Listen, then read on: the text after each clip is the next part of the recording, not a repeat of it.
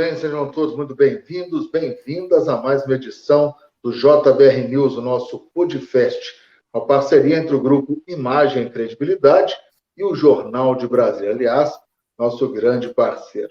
Hoje é terça-feira, 17 de agosto, e você, caro seguidor, deve ter notado ou estar notando que os embates entre os poderes executivo e judiciário têm tomado boa parte da pauta aqui, da conversa que eu e Estevão Damasio venho tendo com meu parceiro Rodolfo Lara. Só que no meio desses dois poderes, há um terceiro, o poder legislativo, mais especificamente o Senado.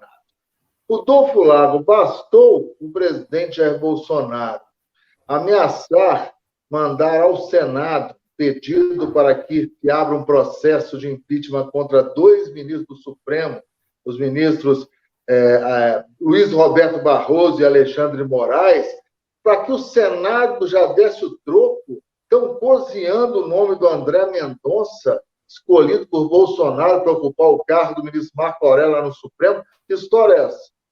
Pois é, Estevão, parece que sobrou para o André Mendonça, né? A briga aí que o presidente Bolsonaro resolveu travar contra o Supremo, né? E no final das contas, né? Isso é um prejuízo para o próprio Bolsonaro, né? Quer dizer, os ministros do Supremo são uma indicação do presidente, o Senado pode aprovar ou rejeitar, mas dificilmente rejeita, há pouquíssimos casos na história, né, de rejeição de nomes, e o presidente ia colocar um outro nome ligado a ele ao Supremo, mas em função dessa confusão toda que ele o tempo todo fica fazendo, o Senado resolveu segurar a apreciação do nome do André Mendonça.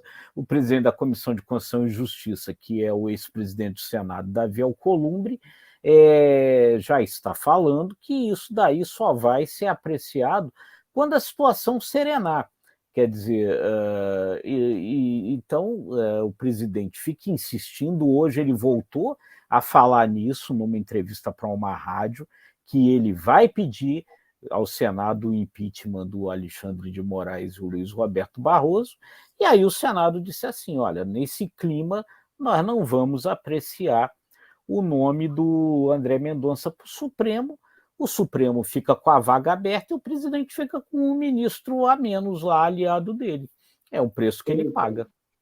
É interessante, né? É difícil a gente fazer uma análise, mas eu acho que até extrapola, porque a contagem, de fato, interessante, são 11. No momento estão 10. Então, numa situação de empate, né, você não tem aquele voto Minerva do presidente. Né? Em alguns casos, isso é preponderante. Isso demonstra uma divisão entre os grupos, né? Alguns grupos, lá, basicamente dois grupos, os legalistas e outros que se mostram um pouco mais à margem desse processo. Porém, o André Mendonça, Rodolfo, ele estava ou vem fazendo muitas articulações para vencer barreiras, justamente em função dessa proximidade dele com o presidente Jair Bolsonaro. Ele andou conversando até com senadores e representantes do PT. É interessante esse trabalho de bastidores que o Mendonça veio fazendo e que pode resultar em mais espera, mesmo com todo esse esforço dele, né? Já se diz que já é essa altura o nome com maior demora entre o anúncio da indicação e a apreciação, sem essa decisão de adiar isso ainda mais. Esse aí já era o período mais longo que ficou. A situação do André Mendonça não é fácil, ele já tinha dificuldades lá no Senado, ele já vinha apresentando dificuldades ali para vir a ser aprovado, vinha fazendo esse trabalho aí que você mencionou, né, de procurar os senadores, ir lá, beijar a mão deles e tal, e essa situação toda, ela está longe de ajudá-lo, né? Ela só atrapalha o presidente. esticando essa corda. Ele tem o direito de pedir essa investigação. Na verdade, qualquer cidadão pode pedir, né? Agora, o fato é que isso daí não tem cabimento jurídico, né? Ninguém acha que caiba juridicamente esse pedido de impeachment. Então, ele acaba que gera mais um componente de confusão, que só atrapalha essa situação, que já não andava boa, já não era boa para o André Mendonça e só piora, né? Então, diante disso, o Senado lá imaginou melhor dar esse tempo. Até porque, talvez, se fosse apreciar isso agora, diante desse clima, era bem provável que o André Mendonça acabasse não passando, né? O André Mendonça, que não é o fato de rotular o André Mendonça. Ele tem uma carreira interessante, ele passou pela Advocacia Geral da União, onde, segundo relatos, fez um bom trabalho, um trabalho eficiente e eficaz. Ele chegou a ocupar o Ministério da Justiça, né, Rodolfo? Por pouco tempo, né? Por pouco tempo, mas ocupou o Ministério da Justiça. É um cargo estratégico que demanda uma habilidade muito maior que o conhecimento jurídico, né? O Ministério da Justiça hoje tem um perfil muito político, muito agregador ali na esplanada. Mas o André Mendonça, ele se encaixa no desenho, no esboço feito pelo próprio Bolsonaro de um ministro terrivelmente evangélico, que é peça preponderante no esquema de xadrez do Bolsonaro para lidar com pautas conservadoras que tramitam ou têm chegado ao Supremo. Exatamente. Sem dúvida nenhuma, né? Enfim, fica essa coisa, né? Quer dizer, é como a gente estava falando, né, Estevão? Um prejuízo para o próprio presidente provocado por esse tipo de atitude dele, porque hoje ele só tem um nome realmente ligado a ele, que é o Cássio Nunes Marques, né? Passaria a ter dois com a entrada do André Mendonça, e ele próprio, por essas atitudes, vai procrastinando a indicação do outro nome, né? E até levando a isso, a um risco de raríssima rejeição do nome, né? Pessoal, claro que aqui não tem nada combinado, é um bate-papo mesmo, mas eu vou me arriscar confiando na verdadeira enciclopédia política, que é o Rodolfo Lar. Não sei se ele vai lembrar. Não se arrisque tanto. Eu tenho muita curiosidade. Rodolfo, você se lembra de algum ministro do Supremo indicado que tenha sido barrado no Senado? Eu não me lembro. Isso daí aconteceu sim, viu, Estevão? Me parece que até mais de uma vez, mas muito antigamente. Eu não vou saber lhe dizer aqui quem foi, em que momento, mas já aconteceu enfim, há muito tempo, na República Velha, se eu não me engano. Eu teria que pesquisar, sei que já aconteceu, mas eu não me lembro, eu não sei quem é.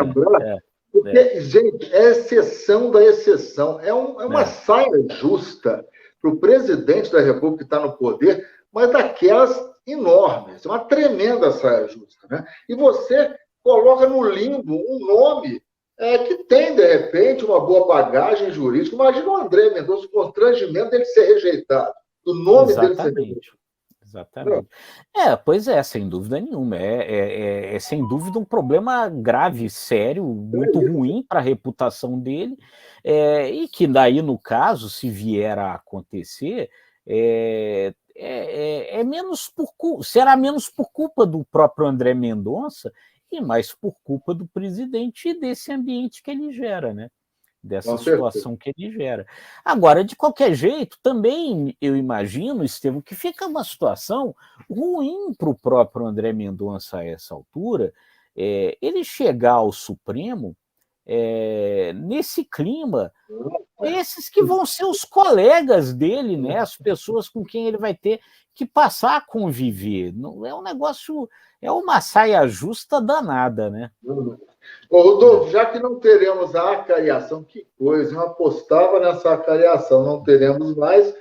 que você pode mirar a sua lupa aí para ficarmos bem atentos nos próximos dias? Aí, sem a acariação que vai ter na CPI, eles vão mirar na Precisa, né? Nos representantes lá da Precisa e na história, então, da intermediação da Precisa para tentar comprar a vacina indiana Covaxin, né?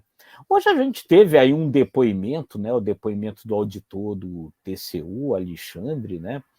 Que impressiona por diversas coisas, né? Quer dizer, ele falou lá, né, Estevão, que ele fez ali um rascunho, como ele diz ali, de um estudo a respeito da possibilidade de supernotificação de mortes da Covid-19, comentou isso com o pai dele.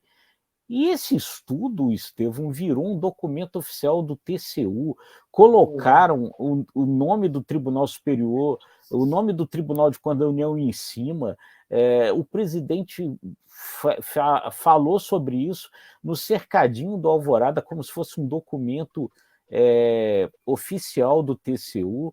E, nas palavras do próprio auditor do TCU, isso foi, ele disse, né, uma atitude irresponsável, aspas nessa irresponsável aí.